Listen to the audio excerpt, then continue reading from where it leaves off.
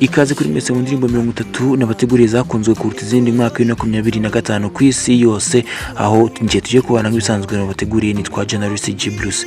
Ku mwanya 30 turasanga indirimbo ya Ngabo Jebel Medal cyangwa se wamenyekanye nka Meddy nyuma yo kwerekeje mu ndirimbo zo kuramya no guhimbaza Imana ku itariki ya 31 z'ukwezi kwa mbere shize hanze indirimbo yise Blessed imaze kurebwa na miliyoni 4,427 birenga gato. Indirimbo yakozwe na producer Lick. Ku mwanya 29 turasanga umuhanzikazi ntatinya kuva kari w'ibyo by'umuziki wa Afrika amaginga yakabarizwa muri lebo ifasha abahanzi izwi nka Marvin Record. Yakaberetse no kuza Kigali ku performinga muri Giant of Africa muri BK Arena ku itariki ya 5 z'ukwa cyera shize hanze indirimbo imaze kurebwa na miliyoni zigize kuri 14 akaba yitwa Ira Savuga ati Hot Body. Ku mwanya 27 turasanga indirimbo y'umuhanzikazi guturuka muri South Africa yakoze amayiti menshi yatandukanye arimo Water Push to Start n'izindi nyinshi zitandukanye. Gusa ahangaha hagarukana n'indirimbo itaramara n'amezi 3 gusa igiye hanze dore ko yasohotse ku itariki 24 z'ukwezi kwa 10 indirimbo yayise Chano n'indirimbo imaze kurebwa na miliyoni zirenga 36. Ku mwanya 27 turasanga indirimbo y'umuhanzi warumaze iminsi akutuje cyane adaherutse gushyira hanze akumbuwe na benshi yitwa Amaloni. Indirimbo yise n'Imana yagiye hanze ku itariki ya 14 z'ukwezi kwa 10 ikaba imaze kurebwa na miliyoni zigera kuri 3,430. Indirimbo yakozwe na producer mu buryo bw'amajwi naho mu buryo bw'amashusho ifatwa na Easy Cut. Ku mwanya 26 Erase All Stars indirimbo yahuriye abantu benshi bajya batandukanye n'indirimbo iri mu njyana y'amapiano imwe mu njyana igezweho cyane muri iyi minsi by'umwihariko ikomoka ku ngana Afrika mu gihugu cya South Africa. Indirimbo yitwa Ngishute ni barizwamo abahanzi batandukanye barimo Nguni, Flavor, Master KG ndetse na Emma. Indirimbo ikaba yagiye hanze ku itariki ya 5 z'ukwezi kwa 9 2025 yamaze gupfundikira miliyoni 100 z'abayirebye kuri YouTube. Ku mwanya 25 turasanga indirimbo yanditswe n'ibiganza by'abahanzi batandukanye ndavuga Element, Christopher ndetse na Shafi yakozwe na producer Element yagenze ku itariki ya 19 z'ukwezi kwa 9 imaze kurebwa na miliyoni zirenga 3 n'indirimbo yitwa Selela ni ya Shafi. 24 turasanga indirimbo y'umuhanzi wa Boy cyangwa se iy'amano uri mu bitamworoheye muri iyi minsi habe na gato yigaragaje by'umwihariko bwa mbere ubwo yigaragazaga mu gitaramo New Year's Groove cya The Ben yari hawe performance maze itwara neza. Indirimbo yitwa ngo ni imwe mu zakunzwe cyane yagiye hanze ku itariki ya 25 z'ukwezi kwa 9 imaze kurebwa na miliyoni zirenga 2,783. Ku mwanya 23 turasanga indirimbo yasohotse ku itariki ya 16 z'ukwezi kwa 6 2025 ikaba ari imwe mu zibarizwa kuri album yitwa 5 David the Adrejo amenyekanye cyane nka Davido mu gihugu cya Nigeria. Indirimbo yahuriyemo n'umuhanzi Omari n'undi umwe mu bagezweho cyane muri Nigeria. Indirimbo bise With You imaze kurebwa na miliyoni zirenga 50 kuri YouTube channel. Ku mwanya 22 turasanga indirimbo y'umuhanzikazi werutse kwegukana igihembo cya Best Female Artist in Rwanda. Igihembo hawe n'isango na muzika amaze ko n'abahanzi b'ibyamamare hano mu Rwanda bakomeye nyuma yo gukorana na Bruce Melody. Indirimbo bise Ogera ku itariki 19 z'ukwa 11 yakoranye indirimbo na The Ben bise Best Friend imaze kurebwa na 3,420. Indirimbo yakozwe na producer Loda mu buryo bw'amashusho ifatwa na John Elrat. 21 turasanga indirimbo y'umudiji umwe mu bagezweho cyane muri iyi minsi akaba hano umubyinnyi yitwa DJ Bend yafatanije n'umwe mu hanzi bagezweho cyane muri iyi minsi hano mu Rwanda yitwa Carlo Mdizora yitwa kwegukana igihembo cya Best Upcoming Artist of the Year yahawe n'isango na muzika. Indirimbo yitwa Repeat yasohotse ku itariki ya 5 z'ukwezi kwa 8 imaze kurebwa n'abarenga miliyoni 4,484 birenga gato cyane yakozwe na producer Prince Kiss. Munyemere indirimbo iri ku mwanya 20 twinjize muri top 20 indirimbo zakunzwe na 25 indirimbo y'umuhanzi umwe mu bagezweho muri iyi minsi yitwa CG no mu gihugu cy'u Burundi. Indirimbo yarakunzwe cyane by'umwihariko ibintu kuri TikTok. Indirimbo yo kuramya no guhimbaza Imana indirimbo yitwa Komsa ni ya CG imaze kurebwa na 5,460.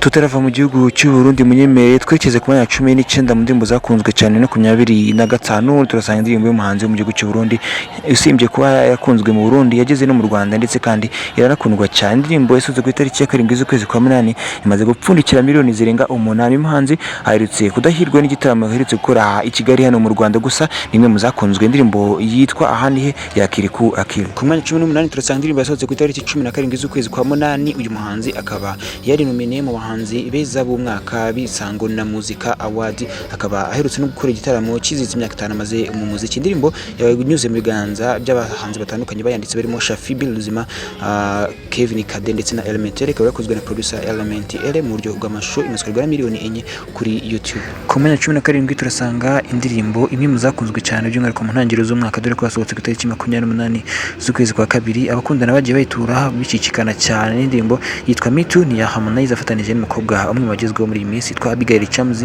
n'ubundi usanzwe warizwa mu nzu ifasha abahanzi ya Harmonize yitwa Konde Gang. Indirimbo irenda kuza miliyoni 30 z'abayirebye kuri YouTube. 16 turasanga indirimbo y'umuhanzi nawe uherutse gusezera mu nzu ya 155 mu nyuma ya Kenny Solo, akaba yarakoze muri hit menshi yatandukanye arimo Sesafu de Toi Mami ku itariki ya 5 z'ukwezi kwa 9 kugije indirimbo yitwa Muri yakunzwe na benshi maze kurebwa na miliyoni 176, ikaba yarakozwe na producer Element mu buryo bw'amajwi, naho amashusho afatwa na director Gadi, yanditswe n'ibiganza by'abanzi babiri ni Element ndetse na Loskana. 15 turasanga indi ndirimbo y'umwe mu producer bafite ijwi ryihariye cyane nyuma Element uyu nawe n'umwe mu bagezweho cyane muri iyi minsi mu bijyanye no kuririmba yitwa producer Loda, akaba yanakoze indirimbo yasohotse ku itariki 11 z'ukwezi kwa 11 na 2024, gusa yaje gukundwa cyane mu mwaka wakurikiyeho. Indirimbo yitwa Lolo ni ya producer Loda fashitanije na Davis D, maze kurigana miliyoni zirenga 6,000 hafi 500. 14 turasanga imwe mu ndirimbo zishimiye zitaranasohoka by'umwihariko ubwo Bruce Melody yari muri listening party sogongeza abantu album yitegura gushyira hanze ku itariki 18 z'ukwezi kwa mbere yise Colorful Generation, ikaba niyo album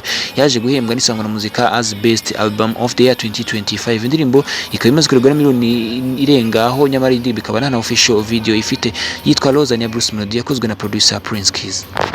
Ku mwanya 13 turasanga indirimbo y'umwe muhanzi batari bagira izina rikomeye cyane cyangwa se indirimbo nyinshi ngo zibe hit, gusa ni umwe mu bakugaragaza iterambere ry'ejo hazaza mu Kinyarwanda. Ku itariki 25 z'ukwezi kwa 9 yakoye indirimbo na Nerengabo, indirimbo bise Delicious imaze kurigana miliyoni 2,800 birengaho gato. Indirimbo yakozwe na producer Clement muri Kina Music, Delicious by Nerengabo featuring Phil Emon. Ku mwanya 12 turasanga indirimbo yasohotse kuri album 11 y'umuhanzi CB cyangwa se Chris Brown, indirimbo yasohotse ku itariki 23 z'ukwezi kwa mbere, indirimbo yita Residuals. Indirimbo imaze kurebwa n'abarenga miliyoni 155 kuri YouTube channel ya Chris Brown.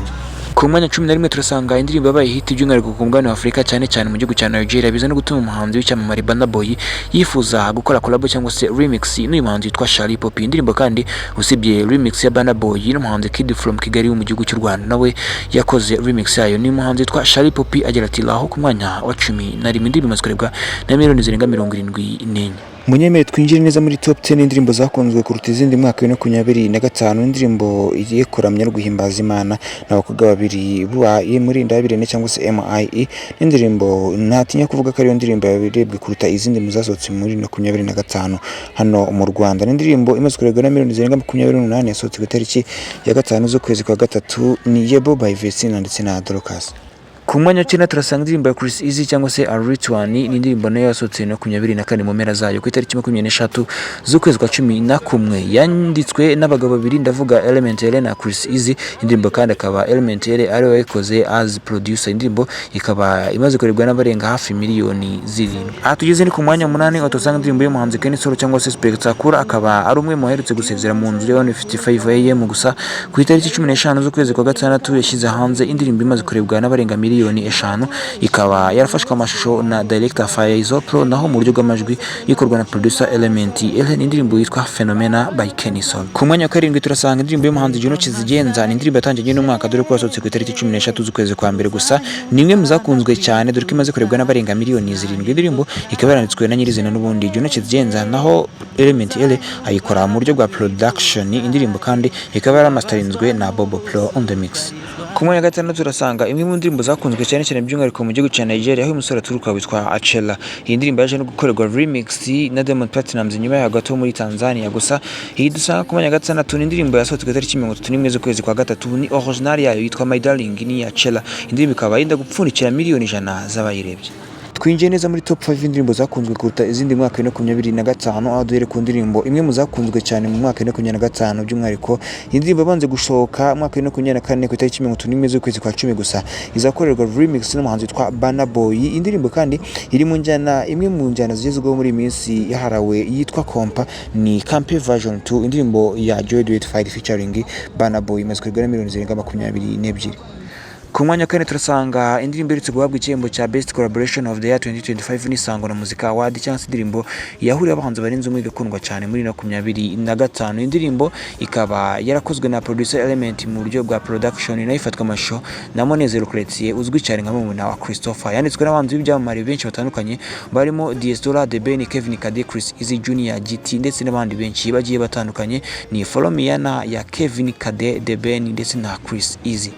aha tugeze ni muri top 3 indirimbo zakunzwe kuruta izindi mwaka wa 2025 aho tuyisanga indirimbo y'umuproducer kandi umuhanzi byose rifatanya n'umwe mu kunzwe n'ingeri zose hano mu Rwanda by'umwihariko n'igitsina gore. Ni indirimbo ya kane yari amaze gushyira hanze nyuma ya Mirere, Kashe ndetse na Food. Twa indirimbo imaze kurebwa na miliyoni zirenga 13 yagiye hanze ku itariki 24 z'ukwezi kwa gatatu 2025, ikaba mu mashusho yagaragayemo umubyinnyi w'icyamamare cyane uzwi mu Rwanda nka Shelly Silver yitwa Tombe n'indirimbo Element L.